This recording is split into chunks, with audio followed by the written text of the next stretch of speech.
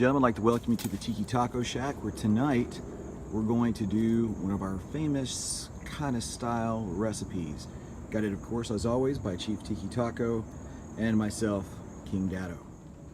So what lovely, delicious thing that we're cooking tonight is what I like to call a mega kebab.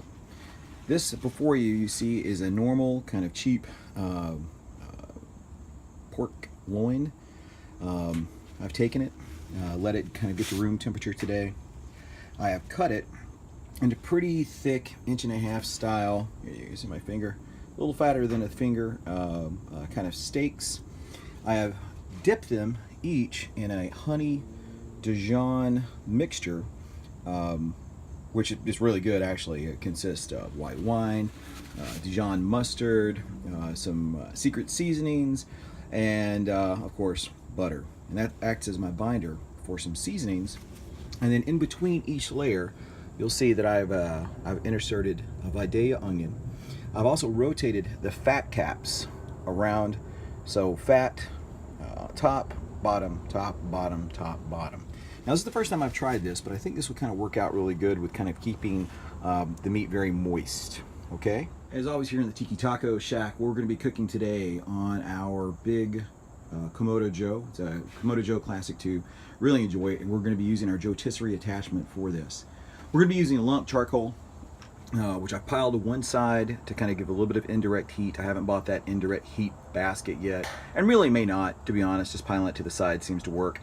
As you can see, this Joe gets a lot of use. Probably does need a little bit of a scrub down, but it's nice and beautiful and smoky inside. If you've never used a Komodo Joe grill or any egg type grill, I'm telling you, you're kind of missing out. It's one of the best things. I just bought mine this year, and it's one of the best things I've ever done as far as the ability to cook consistently and really wonderful food. All right, now that we've got our fire started, it'll take a few minutes for everything to go. We'll let the coals get nice and hot, and we'll get our rotisserizing in, I guess.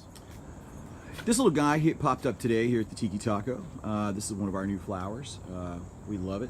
You'll see that my deck's kind of messy, and we're expecting some rain. But if you've never been to my house or been around kind of the Rancho Relaxo, is what we call the house, and our taco shack, which is a converted gazebo, you're kind of missing out, I'll tell you. We've had just a great time with it this year. You see that it's kind of nostalgic and kind of looks like, and our plan, like it would be an old barbecue shack from back in the old days, thrown together with whatever you could find, which in reality, this was thrown together with whatever we could find. We do have a Chief Tiki Taco, one of the guy we rescued from a car show called the Redneck Rumble here, and a pretty cool guy. We have one of many guardian gnomes. As we roll around, we have everybody's least favorite party guy, Larry the Lizard, lives up there.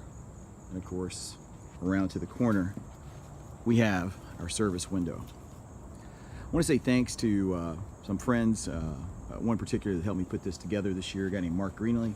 Really took a lot of time and effort, but also a lot of vendors out there were able to kind of custom make things for me, like this Tiki Taco sign, which I think we just can't see because of the light. But if you've not had a chance to come out here, come do so. It's a lot of fun. All right, guys, we're here for our 20-minute check-in, and everything's going exactly as designed. As you can see down at the bottom, some of the hardwood is catching, putting off a really good smoke. And as you can see across our pork loin, we're starting to get a really, really nice crust on those outer edges. Now, I'm going to baste this, which I can't do with one hand. I'm going to baste it, put another layer of seasoning on it, and then put it back in for another 40 minutes this time.